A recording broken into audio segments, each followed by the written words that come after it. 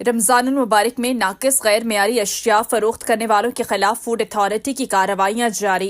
जिला भिम्बर की तहसील बरनाला में फूड अथॉरिटी ने मुतादिद दुकानदारों को 13,000 रुपये जुर्माना किया गया।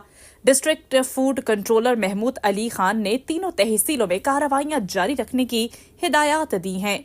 रमजान मुबारक में आवाम को रिलीफ की खातिर फूड अथॉरिटी की कार्रवाइयां जारी हैं। डीएफसी महमूद अली खान की निगरानी में Barnala assistant food safety officer Faiz रसूल जैन मुजफ्फर ने बरनाला बाजार का तफसीली मुआयना किया। दौरान मुआयना जनरल स्टोर्स, बेकर्स और होटल्स की जांच पड़ताल की गई।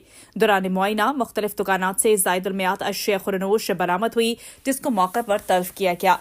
नाकिस सफाई सुथराई और गैर मेयारी अशिया खुरनोश की फरोख्तगी पर मुख्तलिफ ताजरान को जुर्माने किए और ताजरान को इस्लाही नोटिस भी जारी किए और हिदायत की कि आइंदा किसी भी शिकायत की सूरत में फूड अथॉरिटी सख्त कार्रवाई अमल में लाएगी। मुआयने के दौरान 13,000 रुपये जुर्माना किया गया। 3 दुकानदारों को नोटिस जारी किए। 6500 मालियत की अशिया को तल्फ किया गया। Hina Mangesh, STV news Bhimber, Azad Kashmir.